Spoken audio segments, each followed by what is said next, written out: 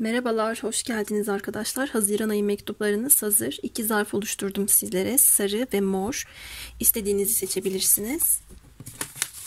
Şöyle yakından göstereyim. Daha rahat seçim yapabileceğinizi düşünüyorum. Evet, sarıdan başlayalım.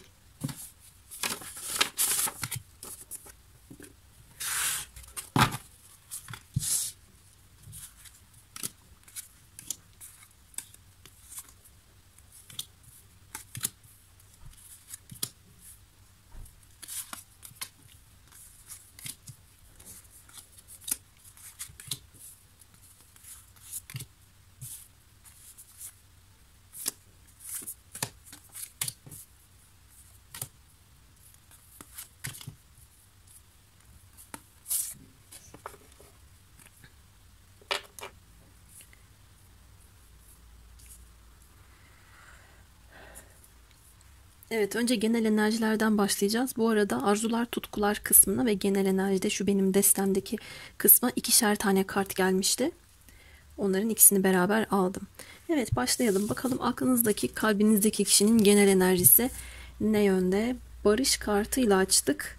Çok güzel bir kart. Özellikle de küsler, arası bozuklar, iletişim problemi yaşayanlar, bu kişi sizinle barışmak istiyor olabilir. Geldi zaten. Hem de çok geçmeden bu yaz içerisinde olacağını görüyorum. Bu kişinin enerjisi çok net, hiç karışık değil. Şu anda enerjisi aşk, duygular, tutkular üzerine geldi. Çok yoğun bir özlem enerjisi alıyorum. Buradaki kişi sizsiniz, farklı bir insan değil. Sizi özlediğini görmekteyim. Bazı konularda uzlaşma yaşamak istediği çıkmış. Hatta bazen yola çıkıyor, sonrasında gücünün tükendiğini hissettiği anda duraksıyor olabilir ama iç rehberliği ona hayır, azimle devam et, pes etme dediğini de görüyorum. Bu yaz sonuna kadar sizinle alakalı çok derin bir anlayışa sahip olacağı çıkmış. Özellikle de geçmişte fark edemediği her ne varsa. Şu anda hayatında belli başlı durumları temiz titiz bir şekilde halletmeye çalıştığını görüyorum. Hayatında bu kişinin bir değişim var. Sizden bağımsız bir durumda olabilir. Kariyer kapısı da açılmış olabilir ona. Şurada dikkatim bir şey çekti. Öğretmen diye. Öğretmenlik ya da eğitimle alakalı bir yola çıkmış olabilir. Kendisine gelen fırsatları değerlendiriyor olabilir. Bu enerjinin de Eylül ayına kadar süreceğini görüyorum baktığım kadarıyla, ama daha çok Haziran ve Temmuz arasında şu anda bu kişinin hayatına değişim geldiğini görüyorum ve kendisinin de bu değişime doğru enerjisini akıttığını görmekteyim. Yollarla, yolculuklarla ilgili bir bağlantısı da gelmiş. Çok fazla şeyi elekten geçiriyor, iç gözlem yapıyor. Ve sizinle alakalı uyum sağlayabildiği, anlaşabildiği, konuştukça keyif aldığı, önceden az önce de bahsettiğim gibi fark etmediği şeyleri fark etmeye başlamış. Hayatında tıkanık hissettiği, verimsiz olduğu ve çözüm üretmekte zorlandığı her ne varsa bu konularla alakalı bütün engelleri aştığını görüyorum. Bir çelişkiyi aştığı çıkmış. Aranızda uzaklık varsa ve eğer bu kişinin size gelmesi durumu söz konusu değilse, siz bu kişiye adım atacaksınız. Bunu da çok büyük bir hevesle beklediğini görüyorum. Kendi iç dünyasındaki yenilik ve farkındalığın haricinde bu kişinin çevresindeki kişilere bir farkındalık kazandırdığını da söyleyebilirim. Yalnız bu insanın biraz böyle dürtülmeye ihtiyacı varmış. Bir şeyler dürtmüş bu kişiyi. Ya da mesela şu karta bakın. Buradaki insan biraz umutsuz, kötümser, sanki duraksama yaşıyor ve yanındaki kişi ona bir azim veriyor. Hadi devam et, devam edebilirsin, yapabilirsin dercesine telkinde bulunuyor. Bu onun kendi iç rehberi de olabilir. Hani bir müddet donuk, kötümser kalabilir, hareket etmeyi yeğlemeyebilir. Ama sonrasında bir silkinip kendine gelebilir. Kendinin diğer yanının belki de söylediği bir laf olabilir bu ona, ama daha çok insanların, çevresindeki kişilerin hadi sen yapabilirsin, bunu aşabilirsin demesiyle bu sürecin üstesinden daha kolay gelebileceğini de görüyorum. Nitekim böyle bir enerjide yansımış zaten. Ben size hissettiğimi söyleyeyim şu tabloda. Sanki bu kişiye sizinle alakalı bir şeyler söylenmiş ve bunlar olumlu şeyler.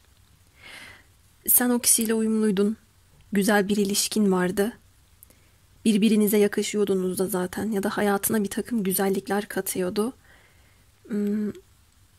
Ya da çok pozitif bir insandı. Hayatına çok yüksek bir enerji, canlılık katıyordu gibi dışarıdan bir göz olarak bu kişiye bir şeyler söylenmiş olabilir. Daha önce kulak arkası ettiyse, dinlemediyse şu anda bu konularla alakalı yaptığı değerlendirmelerin çok olumlu olduğunu görüyorum. Peki sizle alakalı düşüncesinden devam edelim. Evet, ben size burada bir hayranlık beslediğini görmekteyim. Arkadaşlar, bu kişi şöyle geliyor. Duygu düşüncelerini öyle herkese anlatabilen bir kişi değil. Sizi de öyle herkese anlatmamış. Bir saniyenizi rica edeceğim.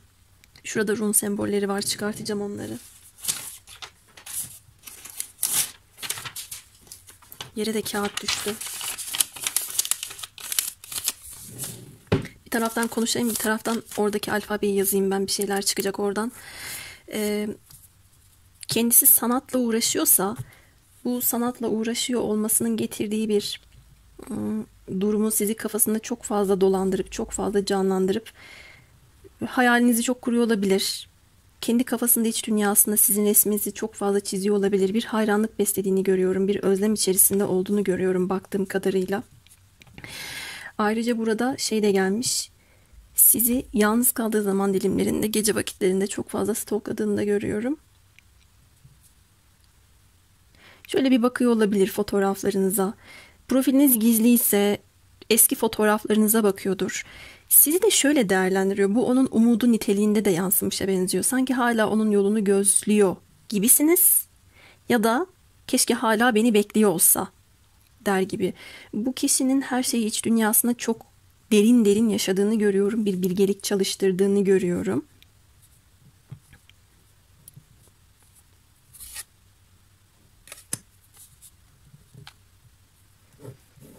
Buradan çok fazla şey çıkacak şimdi. Ben çeşitli harfler yazdım. Bir taraftan yorumlarken bir taraftan ben buralardan bir şey üretmeye devam edeceğim. Şimdi arkadaşlar, hissettiğim şey, bu kişinin hayatında şu anda birisi yok. Kendisini biraz yalnız hissediyor. Önüne ışık tutmaya çalışıyor ve sizle ilgili bir takım semboller ya da işaretler toplamaya çalışıyor olabilir. Bence bu kişi sizinle barışmak, görüşmek, konuşmak isteyen birisi. Bu da geldi zaten. Siz de daha önceden çok fazla beklemiş olabilirsiniz. Ama şu anda bu kişinin niyeti ve olmasını istediği durum olarak daha fazla geçiyor bana enerji. Sanki hala acaba beni bekliyor mudur gibi bir durum. Duygularına ve tutkularına da ben bir bakayım oradaki enerjide. Evet, çok fazla çekim gelmiş. Ve bu kişinin hissiyatında siz bu kişiyi çok beklemişsiniz. Emek vererek beklemişsiniz. Çok fazla çaba sarf etmişsiniz. Bu çabanızın ardından artık eskisi kadar hevesli beklemediğinizi düşünüyor ve hissediyor. Size olan tutkuları çok yoğun gelmiş. Şeytan kartımız da burada. Bu bir gönüllü esaret şeklinde ve aynı zamanda fiziksel çekim çok yoğun. Arada mesafe olması, ayrı olmanız bu durumu değiştirmiyor. Bir kıskançlık enerjisi de var. Acaba siz başkasına mı gittiniz ya da başka birisiyle bir ilişkiniz var mı? Ben onu başkasına kaptırdım mı diye. Arka planda kıskançlık ve çok kibir diyemeyeceğim ama bunun olmasını istemediği için takıntı yaptığı bir enerji çalışıyor. Kibir doğru kelime olmaz buradaki enerjiye göre. Ve burada çıkan isimler çok fazla A harfi gelmiş.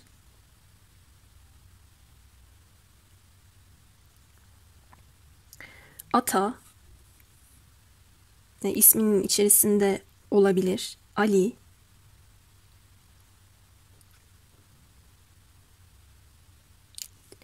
Leman diye bir isim çıkıyor.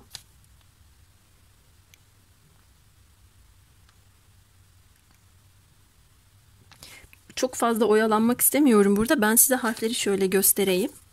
Hatta söylemeyeyim de doğrudan göstereyim. Bu harfler çok gelmiş arkadaşlar. Şuraya ben bir kesme işareti koydum. I ya da İ. Bu kişinin, eğer sizin isminizin içerisinde bu harfler mutlaka varsa, bu kişi sizle alakalı araştırmalar yapıyor ya da sizi düşünüyor anlamına gelebilir. Dikkatimi çok çekti benim bu harfler. Tan, Tolga. Sadece soldan sağa değil, her şekilde bulmaca gibi okuyorum buradan. Bir de böyle Lale gibi bir isim var. Şimdilik bu kadar. Dediğim gibi oyalanmak istemiyorum burasıyla. Dikkatimi çok fazla çektiği için sadece yazdım. Şimdi bu kişinin korkularına ve umutlarına gelelim.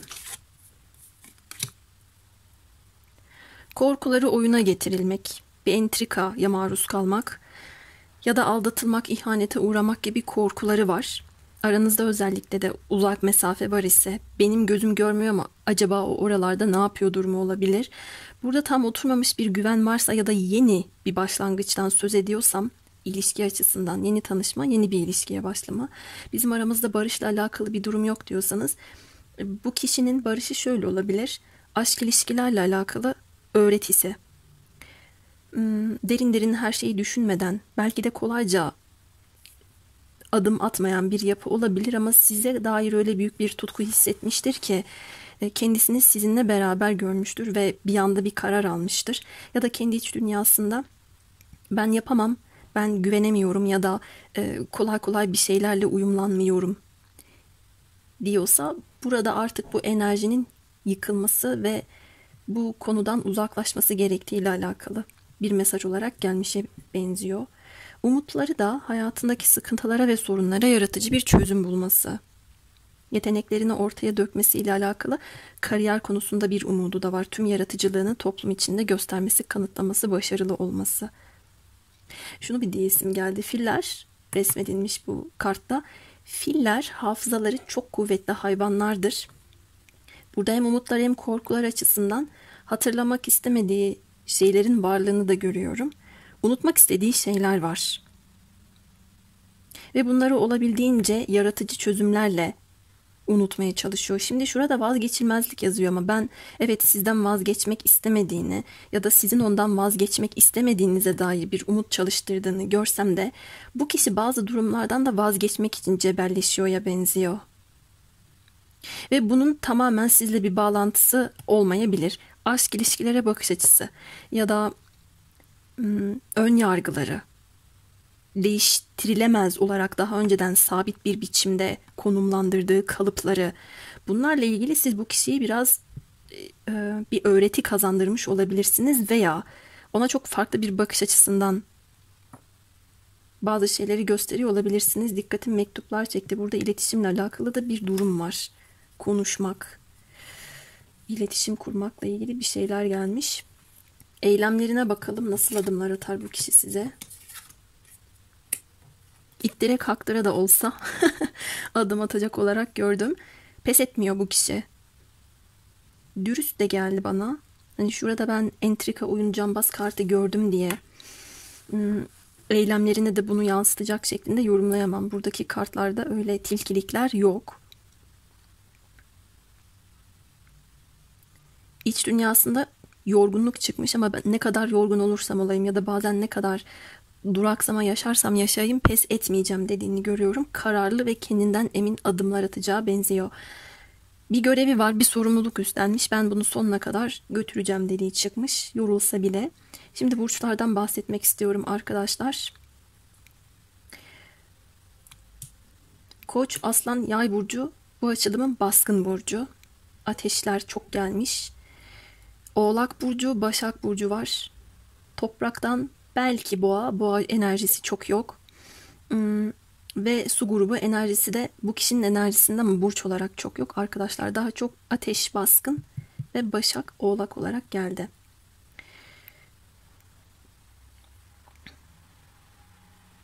Şöyle son kez daha bakıyorum neler söyleyebilirim diye.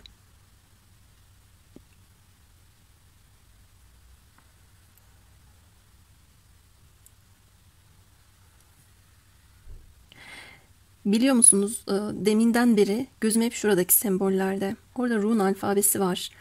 Ama tabii odaklanmam gereken bir şey. Çok da böyle sessiz bir şekilde sizi videoda bekletmek istemiyorum.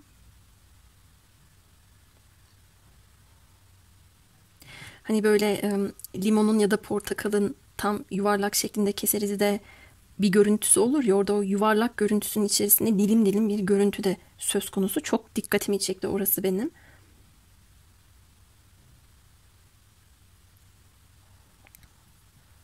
Ve böyle turuncu rengi olduğu için de şuradaki sakral çakraya götürüyor beni. Zaten fiziksel olarak da size çok fazla arzu hissettiğinden bahsetmiştim. Ve bu açılımın enerjisi de genel olarak böyle turuncu baskın gelmiş. Böyle bu kişi size adım atar, biraz zorlanır ama ikiniz de çok güçlü bir karaktersiniz. Bu kişi de biraz burnunun dikine giden bir yapıya sahip. Başka insanların lafıyla çok hareket edeceğini görmüyorum ama o kadar da önemsemeyecek bir düşünce ya da duyguyla çevresindeki kişilerin yanında durmayacağını da görüyorum. Yani önemsediği insanların sözlerini de yabana atmıyor. Bahsettiğim şey buydu. Tam cümlem düzgün olmamış olabilir. Şimdi bir soru cevap yapalım ve konuşturma kartlarından alalım. Hadi sorunuzu sorun. Ne gelecek? İç sesini dinle dedi. Evet, iç sesiniz ne söylüyorsa size böyle bir cevap verdi size kartınız. Aklınızdaki kişi bir erilse size ne söylermiş? Ya ne alakası var gülerek. Doğrusu çok alakası var ama haklılığını kabul etmeme egom izin vermez. Konu benim için önemli değil ama sen önemseyip üstüme geldiğin için seninle kavga ediyorum. Egolarımızın güç mücadelesinde olması canımı sıkıyor. Az önce ikiniz de güçlü karakterlersiniz demiştim. Burada bu kişi size ya ne alakası var diyorsa alakası varmış yani. Dişilse ne söyler? Cennet, sen benim cennet bahçemsin. Şuradaki uzun cümlelerle şuna bir bakın. Tabii ki de az ve öz olan güzelse daha güzel. Bu kadar uzun cümleye gerek yok. Çünkü bir alakasının olduğu direkt çıkıyor. Şimdi gelelim son cümlemize. Bu artık ortak. Beni düşünüyor musun? Evet, bu kişinin niyetinde var demiştim ya şu kısmı yorumlarken. Sizin hala beklediğinizi, bu kişinin yolunu gözlediğinizi ümit ediyor. Bu yüzden geldi arkadaşlar. Benim bu açılımda sizlere söyleyeceklerim bu kadardı. Oh, niye bilmiyorum, son kısımda bana bir yorulma geldi. Değnek konusu kartı çıktığı için olabilir eylemler kısmında. İttire kaktıra zorla da olsa sorumluluklarını yerine getireceğini görüyorum ve hemen videoyu durdurmadan ikinci zarfa geçiyorum. Merhabalar tekrardan. Şimdi ikinci zarftayız. Dizelim. Ben şu genel enerji kartlarını en son eklemişim.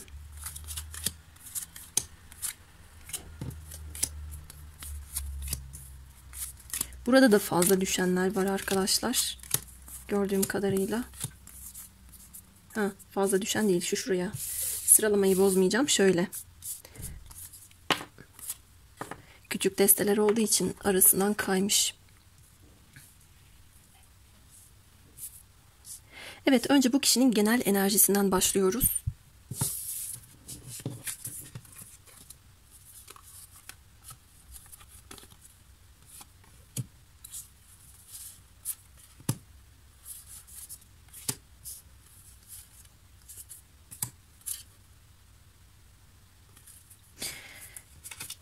Çok ilginç.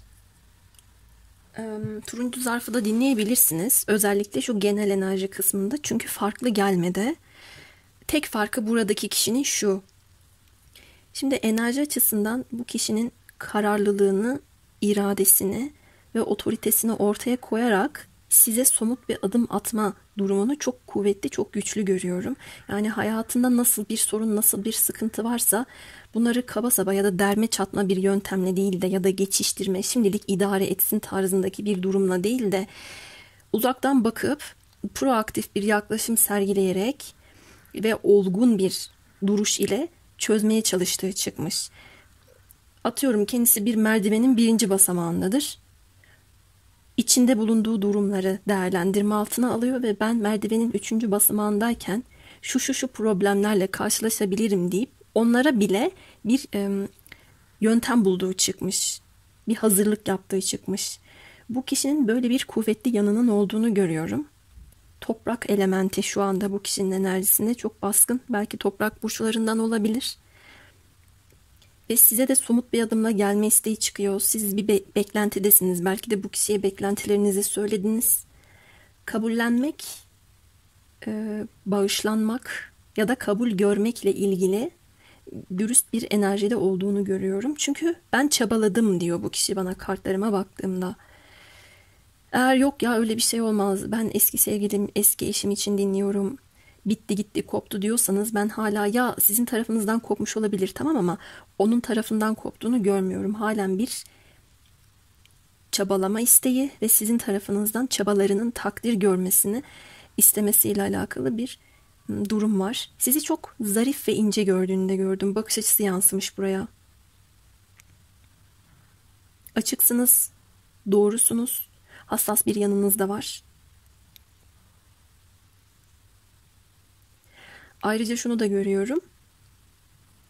Bu kişinin enerjisine baktığımda daha önceden aldığı ama sunmadığı, yapmadığı her ne varsa şu anda vermeye çok açık. Kalp çakrası gelmiş doğrudan. Sezinsel bağlantınız devam ediyor olabilir. Sizin şefkatinize ihtiyaç duyduğunu görüyorum. Dikkatimi çok fazla bağışlanma kelimesi çekti.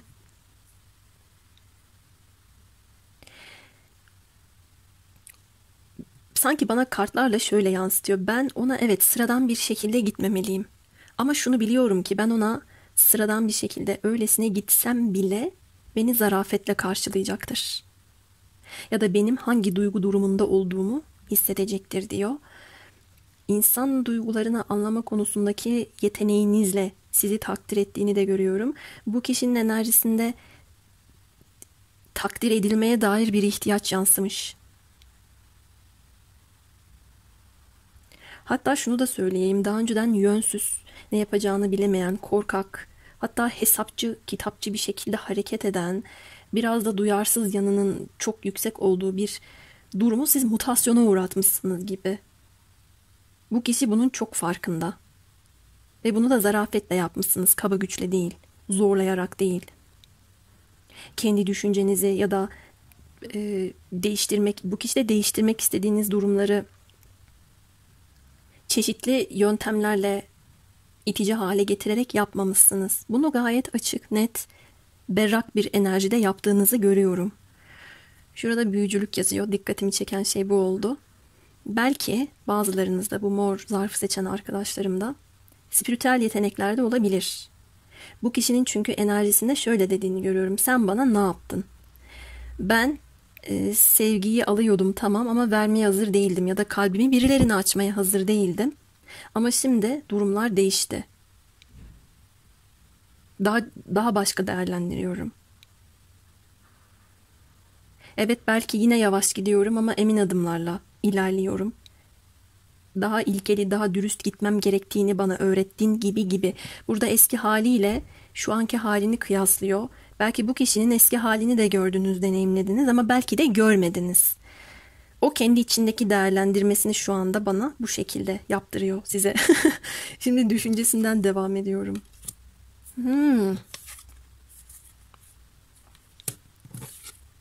Bakın bu bir züğürt tesellisi gibi olmuş enerjisinde. Ben ona sıradan biçimde gitsem bile o beni çok ince ve zarafet dolu karşılar. Bu bir teselli. O öyle umduğu için. Aslında sizi bir kılıç kraliçesine çevirmiş. Burada illa hakaret etmeniz, ağzınıza geleni söylemeniz, çok kırıcı olmanızdan bahsetmiyorum.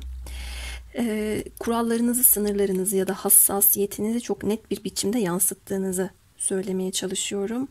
Bu kişiye göre şu anda siz çok netsiniz. Belki de söylediniz, istediğiniz ya da istemediğiniz şeyleri. Düşünüyor şu anda. Adım atsam ona, adım atsam kabul eder mi?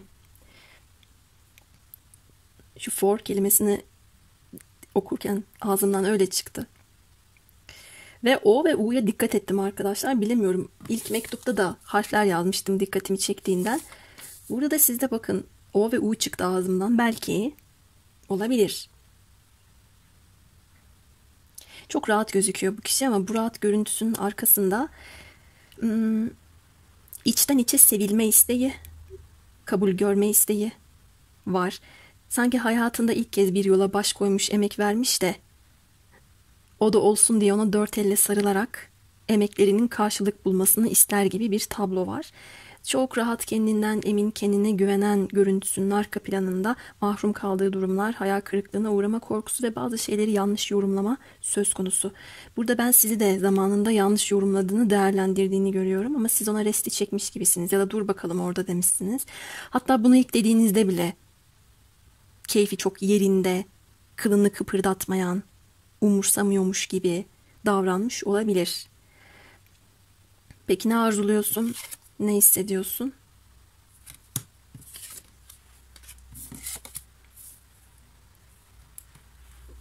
Şu kartları biraz kapatayım da ne olur ne olmaz. Bunlar biraz new. Evet, şimdi burada da bir yolculuk gelmiş.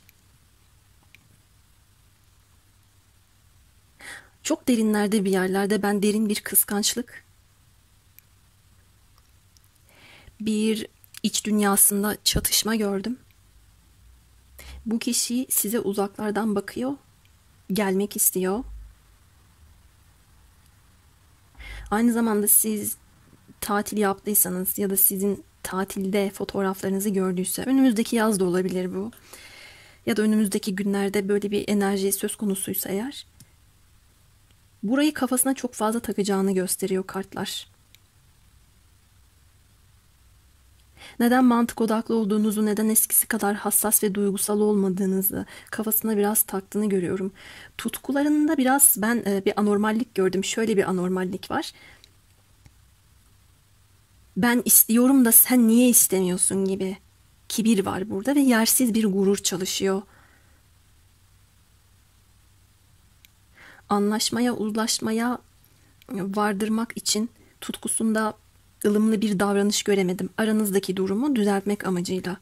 Bu kişi çok rahat gözüküyorsa arkadaşlar, rahat değil, bilginiz olsun da. Kadın erkek fark etmiyor.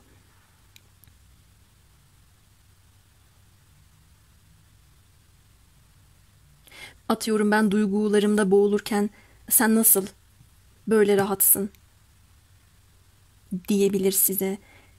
Ama siz gerekli dönüşümünüzü geçirmişsiniz. Burada kabullenme diyor ama kendisinin kabullenemediği veya kabullenemeyeceği şeyler var. Korkuyor da. Sizin tarafınızdan reddedilmekten, hayal kırıklığına uğramaktan, sizin kendi yolunuza gitmekten yana bir korkusu var. Kılıç beşlisi ve kupa beşlisi gelmiş burada. Aslında buradaki enerjiyi doğru çalıştıramazsa, zaten de biraz gözünüzden düştüyse iyice düşecektir. Kılıç beşlisi hoş bir tarafa gelmemiş. Çünkü burada tutkular kısmında bir bencillik çalıştırdığını görüyorum. Peki korkularına ve umutlarına bakalım.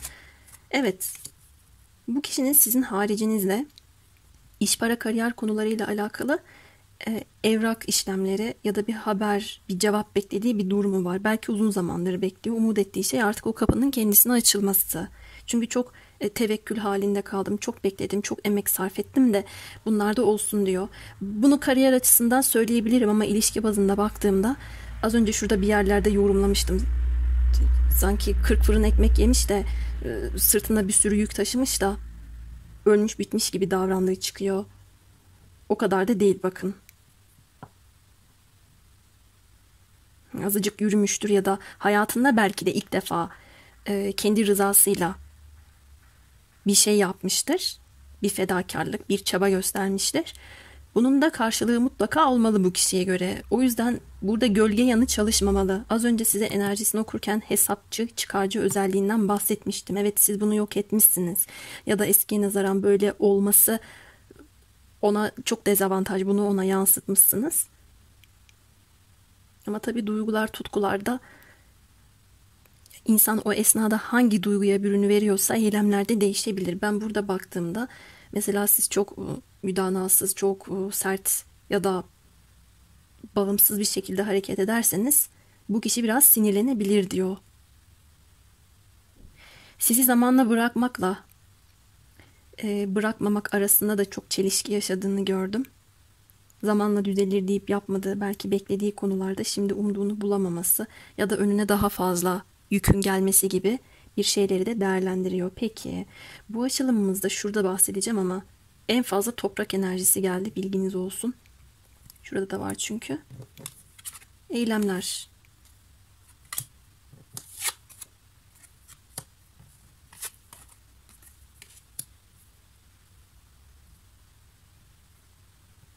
Çok çelişki geliyor. Sıkıntılı ve korku dolu bir adım gelecek size.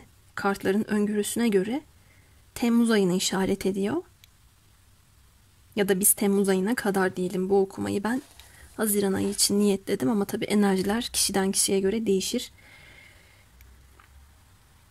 Ve gelişinde size olan korkularını ya da burada ümit ettiği ama olmazsa çok büyük bir yıkıma uğrayacağı ile ilgili durumları yansıtmayacakmış. Biraz cambazlık yapabilir. Şuradaki rahat pozisyonda gelebilir. Ben çok kendimden eminim diyebilir. Eğer size gelmesi, bir şehir değiştirmesi, yol kat etmesi durumu varsa bu yolculuğa çıkacağını da görmekteyim. Bu kişi sürekli eline bir telefon alıyor ya da sürekli bir kağıt belge işleriyle uğraşıyor. Bir şeylere çok fazla baktığını görüyorum. Gelmeden önce sizle alakalı bir takım hesaplar içinde de, planlar içinde de olacak. Hesap derken az önce şurada yaptığım gibi bir hesap değil. Belki maddi yönden bir hesaplama olabilir. Mecazen demedim ben onu. Ve çok ilginç bir şey. Bu kartta sanki şu arka planda öteki sokaklar duman çıkıyor, yanıyormuş da buradaki kuşlar da kaçıyormuş gibi gelmiş. Ya da bu kişinin oradan gelişini temsil edebilir. Hızlı bir adımı var.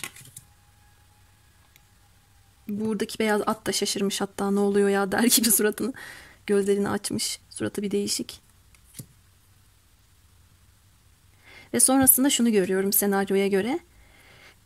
Kılıç kraliçesi tekrar burada kupa kraliçesine dönüşüyor olarak görüyorum. Burada iki kişi yok. Yine adımı alacak olan kişi sizsiniz. Adım almadan hissedebilirsiniz arkadaşlar. Burada tekrar duygusal ve en azından bu kişiyle aranızda sert bir şeyler yaşandıysa o özelliğinizi kıracağınızı da düşünüyorum. Zaten bu kişinin amacı da bu. Peki şimdi bir soru sorun ya da bir dilek tutun.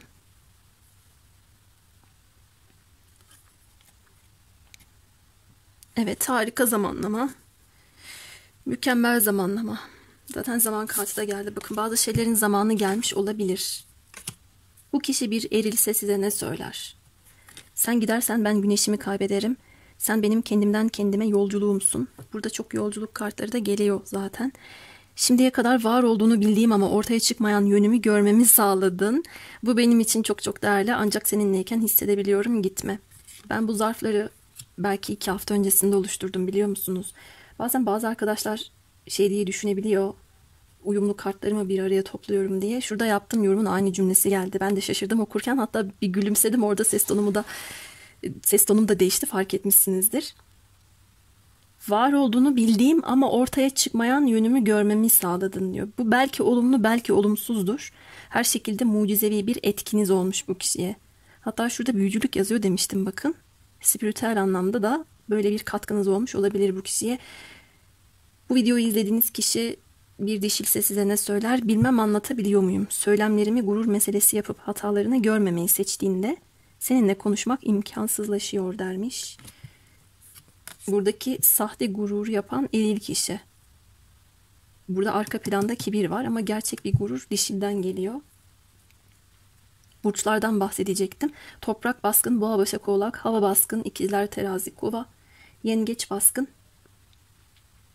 balık akrep. Bu kadar. Baskın olanlar bunlar. Burada da mesela çok az ateş geldi. Şimdi ortak konuşturma kartını alalım. Seni hissedebiliyorum, biliyorum geleceksin. Evet, bu da belki sizin hissiyatınızdır arkadaşlar. Bir kavuşma, bir adım söz konusu olarak gelmekte. Evet, mor zarf içinde benim söyleyeceklerim bu açılımda bu kadar da. Yeni açılımlarda görüşmek dileğiyle, kendinize iyi bakın.